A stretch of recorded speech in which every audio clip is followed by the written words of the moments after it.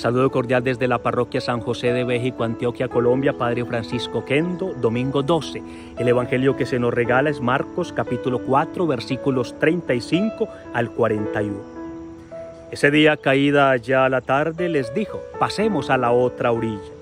Despidiendo a la multitud, le llevaron con ellos en la barca como estaba, y había otras barcas con él. Pero se levantó una violenta tempestad y las olas se lanzaban sobre la barca de tal manera que casi anegaba la barca. Él estaba en la popa, durmiendo sobre un cojín. Entonces le despertaron y le dijeron: Maestro, ¿no te importa que perezcamos? Y él, levantándose, reprendió al viento y dijo al mar: Cálmate, sosiégate. Y el viento cesó y sobrevino una gran calma. Entonces les dijo: ¿por qué estáis amedrentados? ¿Cómo no tenéis fe? Y se llenaron de gran temor y se decían unos a otros: ¿quién es este que aún el viento y el mar le obedecen? El texto puede dividirse en tres partes: versículos 35 y 36, la introducción, que nos narra lo que pasa antes de la tempestad. La segunda parte, versículos 37 y 39, la parte central que nos describe la tempestad misma.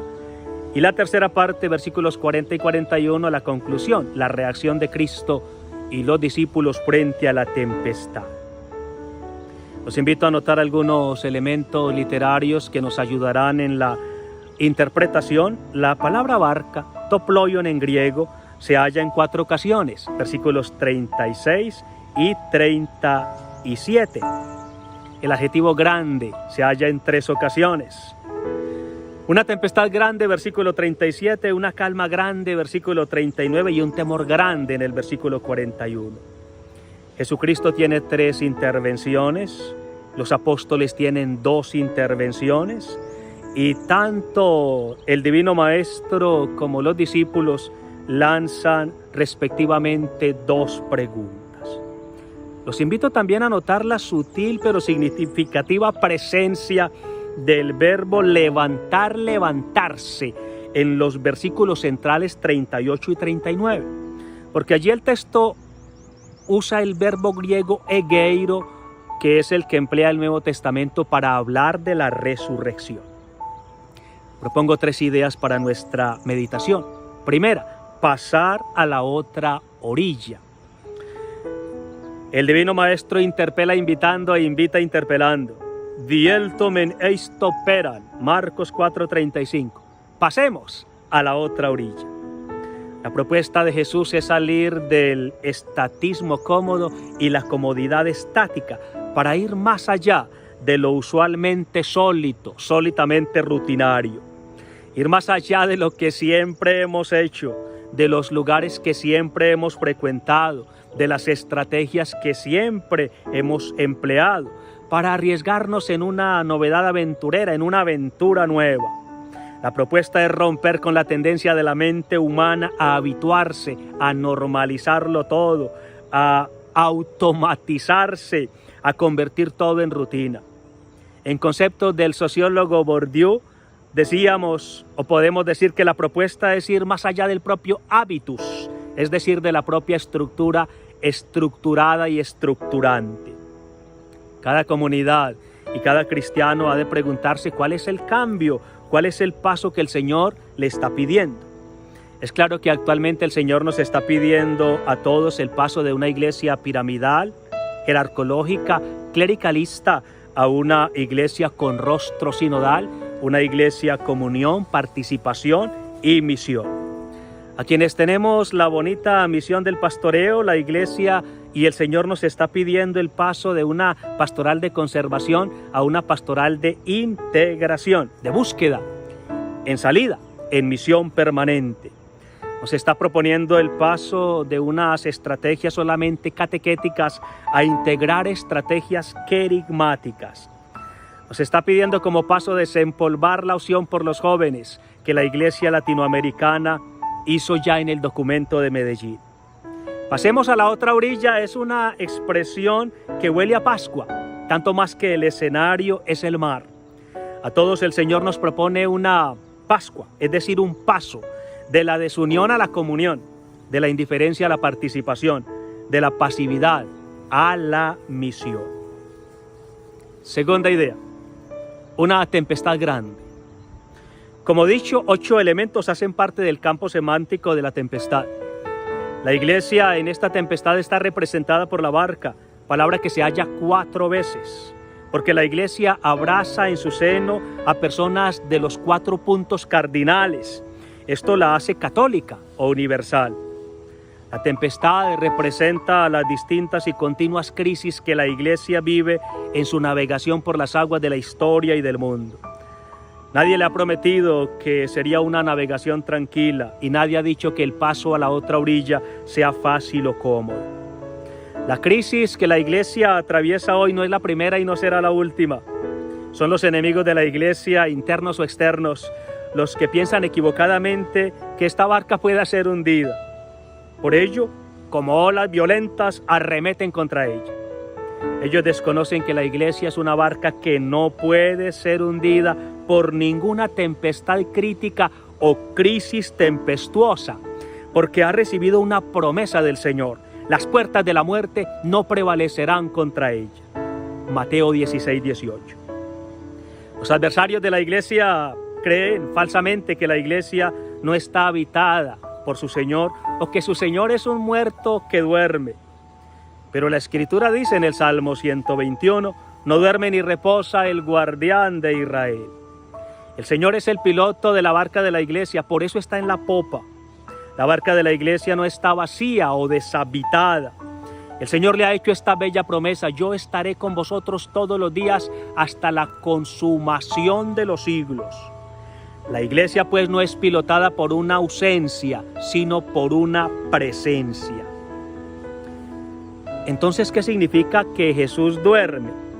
Significa que en la travesía de la barca por las aguas de la historia, el Señor no hará todo por nosotros, no resolverá todos los problemas por nosotros, condenándonos a pasividad inactiva o inactividad pasiva. Él está con nosotros, esta es la certeza del creyente, está con nosotros incluso cuando parece que calla, está con nosotros aunque parezca inactivo, pasivo, dormido. El duerme significa que Él abre espacio, crea la oportunidad para nuestra implicación, nuestra participación y nuestra misión. La barca de la iglesia puede verse a punto de anegar, versículo 37, pero no de naufragar. Porque cuando sentimos que no podemos solos, que la crisis supera nuestras estrategias y recursos, cuando se agotan las posibilidades y abundan las imposibilidades, entonces sacamos nuestro as de la manga. Nuestro límite se vuelve oración y nuestra oración despierta a Jesús. Y es el Jesús despertado, levantado, es decir, el Jesús resucitado es quien doblega la fuerza de la tempestad y nos restituye la calma. ¡Qué bella noticia! Por cuanto sea violenta una tempestad y difícil una crisis, ninguna es definitiva. Toda crisis es pasajera y después de ella viene una galene megale, una calma grande. Tercero, el rol del Espíritu. Llama la atención que la palabra viento se halla en 4 ocasiones. Es decir, tiene universalidad como la iglesia. 4. Como 4 son los puntos cardinales, porque el Espíritu del Señor llena la tierra, dice el libro de la Sabiduría 1:7. Ahora, es claro que la palabra viento y la palabra espíritu en práctica pueden ser tomadas como sinónimos. Según Éxodo 14:21, la Pascua se llevó a cabo, gracias a un viento fuerte que secó las aguas del mar. En una interpretación espiritual, puede decirse que no hubo Pascua sin el aleteo del Espíritu, sin el soplo del Espíritu. El evangelio que estamos meditando enseña que tampoco es posible la Pascua que el Señor nos propone. Pasemos a la otra orilla sin el Espíritu. Por eso duerme el Divino Maestro, porque este es el tiempo de la iglesia y este es el tiempo del Espíritu, como enseña el Sagrado Libro de los Hechos de los Apóstoles. Entonces, ¿por qué el viento es contrario y hace parte de la tempestad? Porque a veces la crisis misma representa el aleteo del Espíritu. A veces el Espíritu sopla en la crisis misma para purificar la iglesia, para oxigenar a la iglesia, para sacudir a la iglesia, para hacer posible la Pascua, el paso a la otra orilla que el Señor propone. Parece paradójico. Cristo propone la Pascua o paso a la otra orilla. No es posible esta Pascua o paso sin el Espíritu, pero el Espíritu a veces actúa en la tempestad misma, en la crisis misma, para ayudarnos a llegar a la otra orilla. El reto nuestro es reconocer el soplo del Espíritu en la crisis misma, acoger la crisis como soplo del Espíritu. Alguien decía que los seres humanos aceptan los cambios solo por necesidad y ven la necesidad solo en la crisis. El Espíritu del Señor parece conocernos muy bien. María Santísima, la Virgen Madre, Stella Maris, acompaña con su amor maternal la difícil navegación de la barca de la Iglesia, sobre todo en los momentos de crisis intempestiva y tempestuosa. Acerca de la no fácil vida del cristiano y de la Iglesia, escribió Orígenes, el gran biblista de inicios del siglo III. Es necesario que aquel que vive con celo la vida profética y ha sido capaz de acoger el espíritu que había en los profetas, reciba desprecio en el mundo y entre los pecadores, a los cuales da fastidio la vida del justo. Gracias por compartir el video y buen domingo para todos.